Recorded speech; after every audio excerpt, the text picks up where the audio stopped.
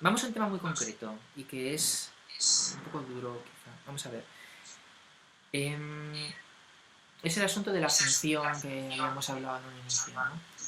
El tema de cómo pone en la conferencia de Londres que dice U igual a C mayúscula X, Y, Z, T, V, W, ¿no? Dice Semper.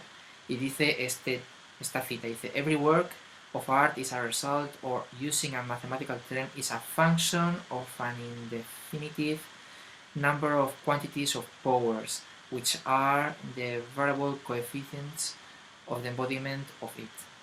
Y pone esta función, ¿no?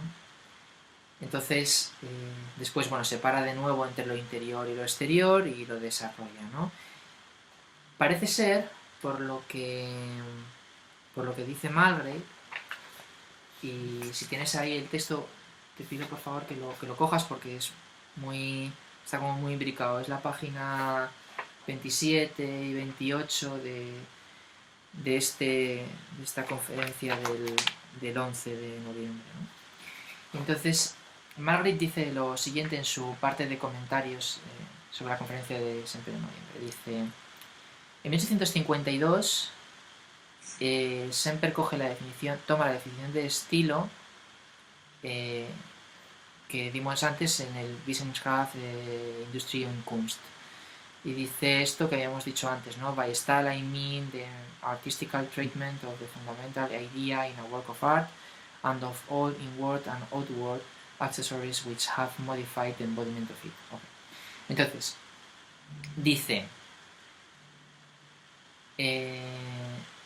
inward, sí, internos y externos. Vale. Y entonces, Malgrave lo que desarrolla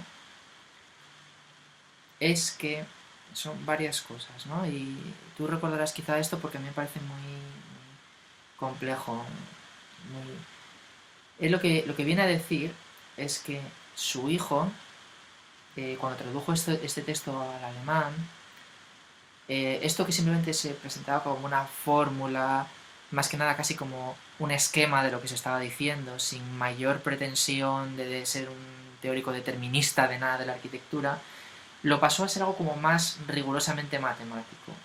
Y entonces lo convirtió ya en términos de fórmula en algo ya que sí tenía una expresión matemática exacta, y igual a f entre paréntesis x, y, o sea que tenía un aspecto más matemático, más estricto, y que el problema es que al hacer esto, el i igual a f de x, y, z, él aparentemente, por lo que he leído en lo que dice Malgrave, el hijo de Semper incluyó en la f el uso de la arquitectura. Entonces, lo que él viene a decir con todo esto es que esta textual corruption, esta corrupción del texto, que la apuntó Hermann por primera vez,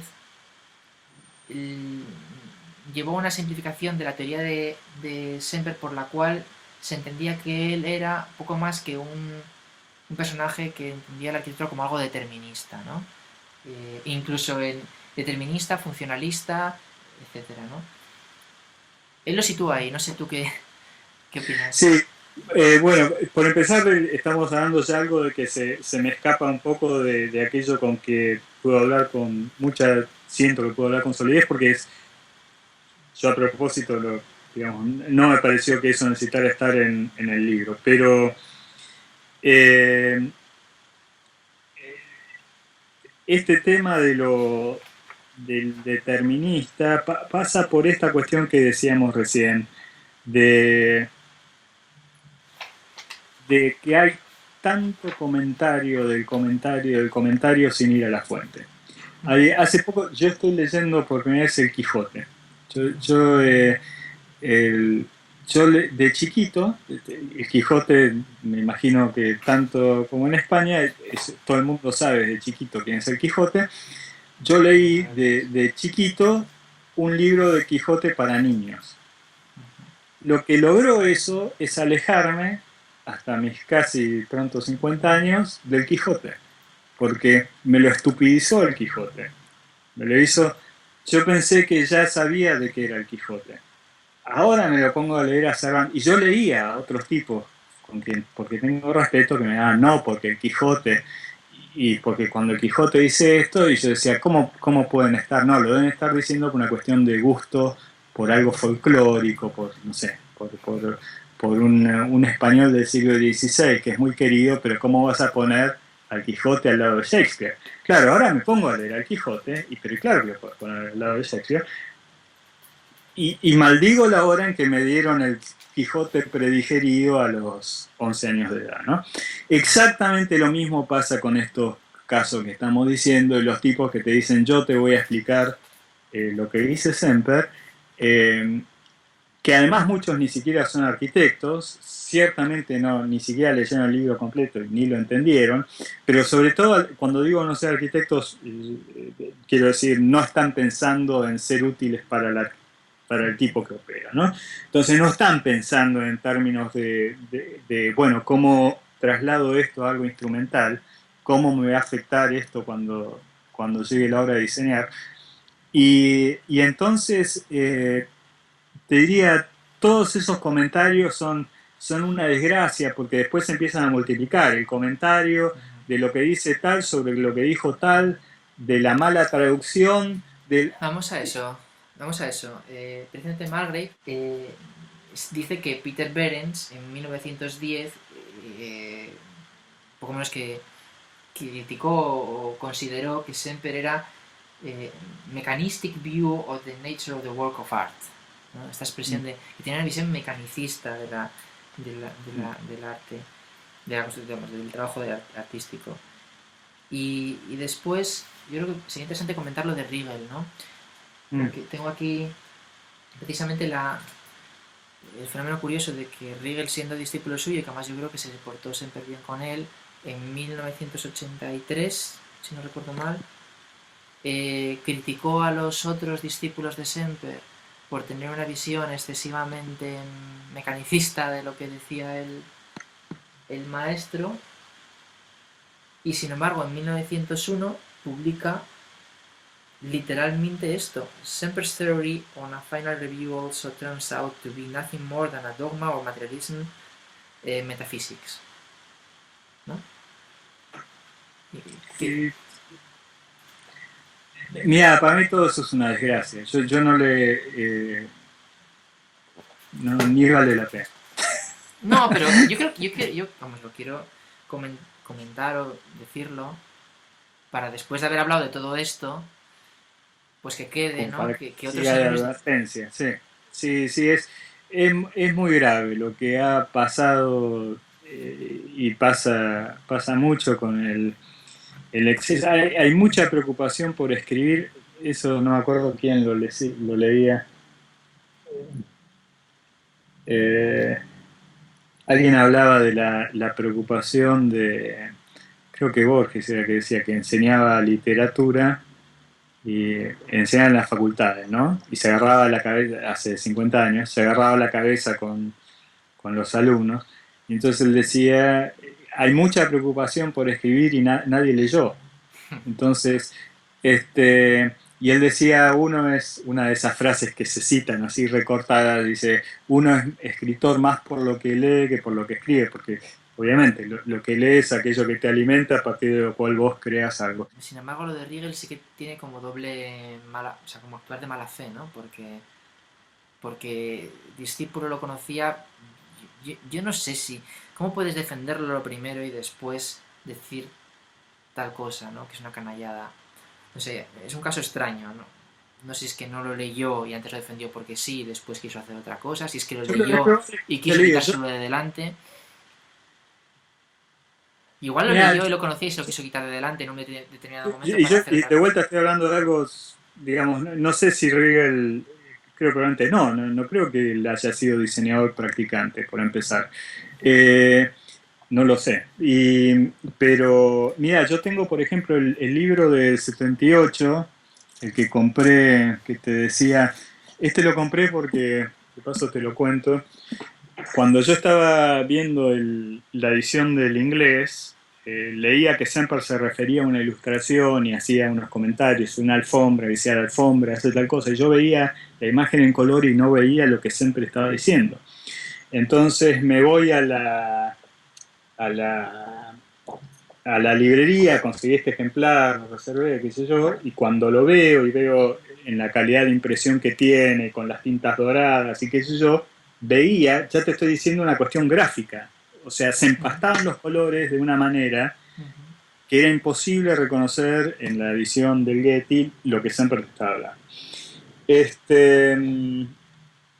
Entonces, en esta edición, esta edición está firmada por Meyer, bueno, no sé si lo vas a llegar a ver ahí, Meyer o Meyer Shapiro, Sí, algo así, sí.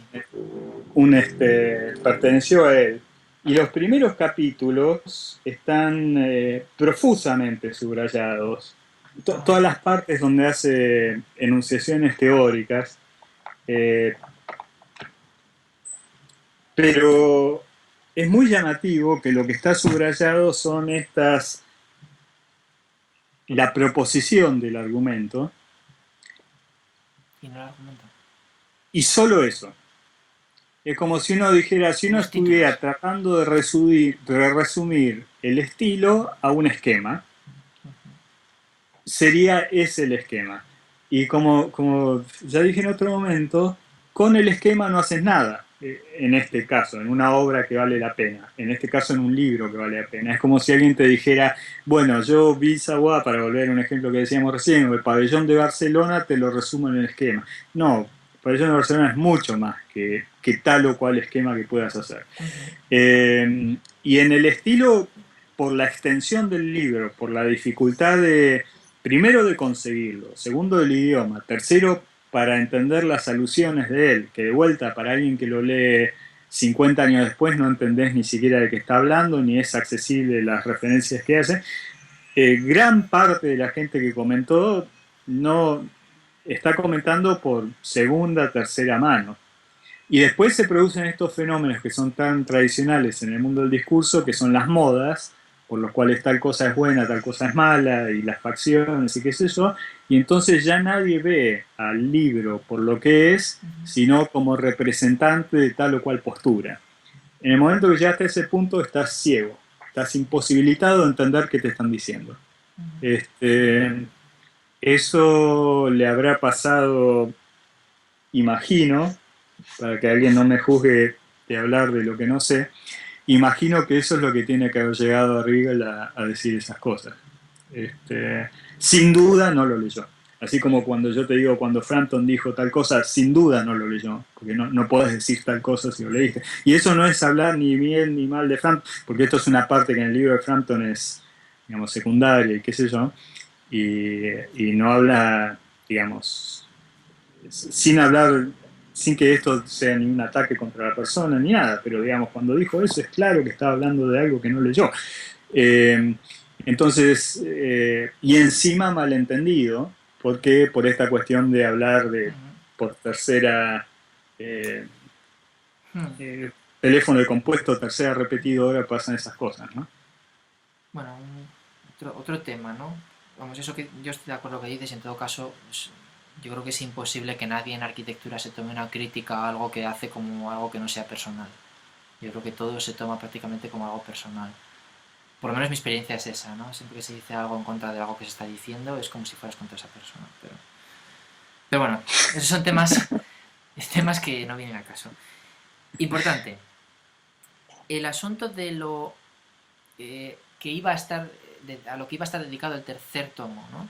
Eso de lo exterior, lo extrínseco, lo cultural, y que ahí mandaste la conferencia que dio sobre las relaciones de los sistemas de arquitectura con los temas culturales, ¿no? Yo creo que hay varias cosas que indican que él estaba muy al tanto de que eso existía y que era un problema y que era un tema a tratar, pero bueno, que lo dejó anunciado y que no lo desarrolló por lo que sea, ¿no? Marley porque no, por lo que dice, y tú dices que porque no le pareció que tuviera más interés de saberlo más, ¿no? Pero por ejemplo he encontrado en On Style en el 69 la referencia que comentábamos de la relación entre los estilos y los estados, ¿no? El ejemplo de Dinócrates, de Alejandría y los espacios, y cómo eso lo toma Roma, y Roma cuando desaparecen esos tipos de espacios que desarrollan, o en esta conferencia del 54, la relación entre la arquitectura china y el sistema político chino, llegando al extremo de que es todo como la misma arquitectura que la del emperador, pero en pequeño, con los mismos espacios y demás, ¿no?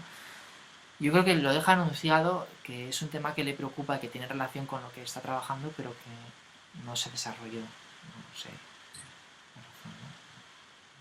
Sí, puede ser que, yo creo que lo que pasó es que él pensó que el desarrollo de muchas de estas cosas, porque en el pasaje de los cuatro elementos a el estilo, hay varios comentarios así como sobre el posible desarrollo de las ideas que en el estilo se articula eh, con una riqueza que justifica esa articulación.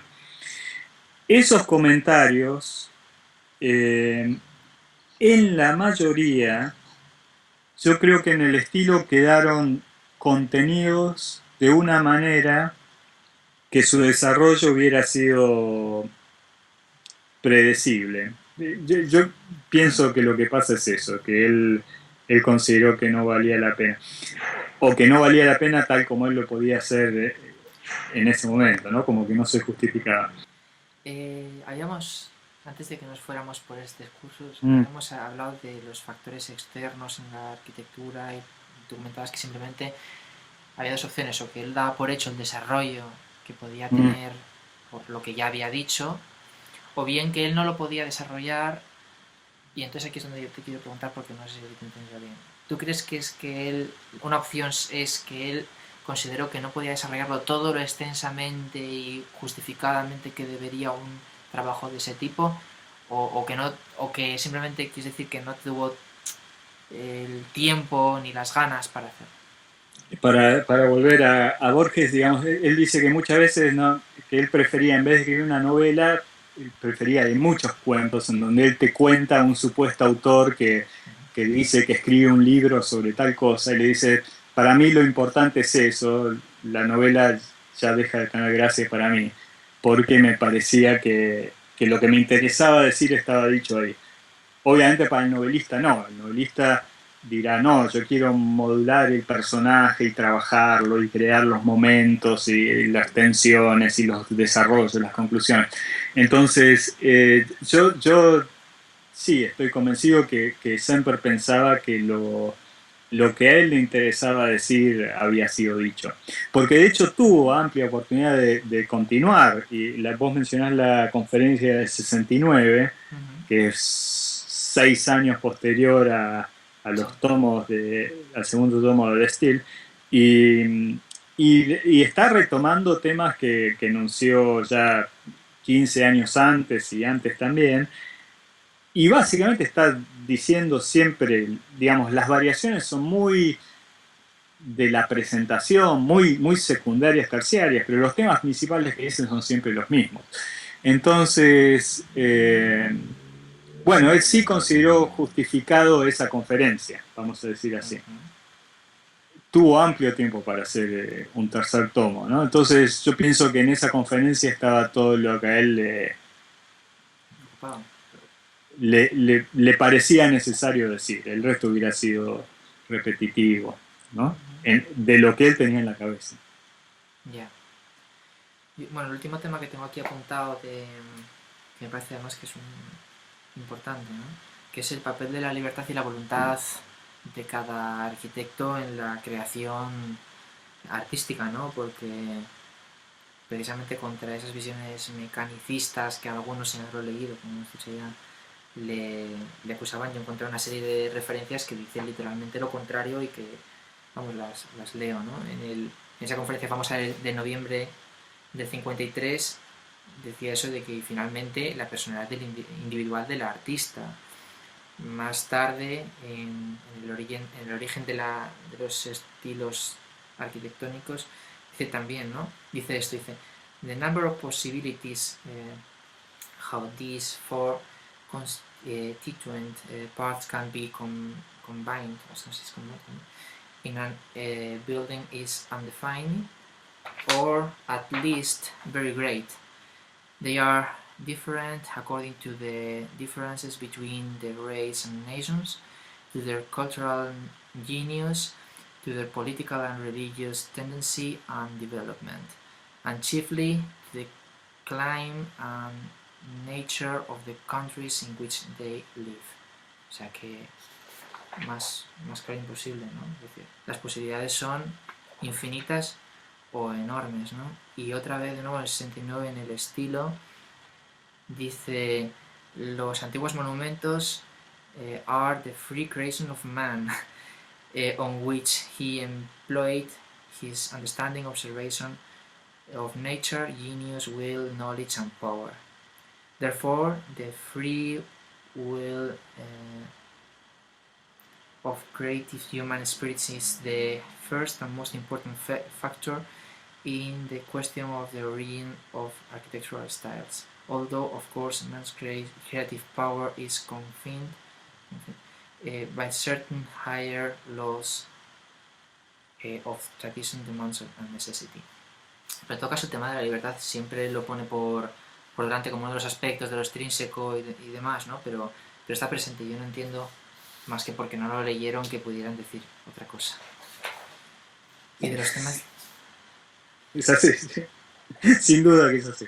Sí.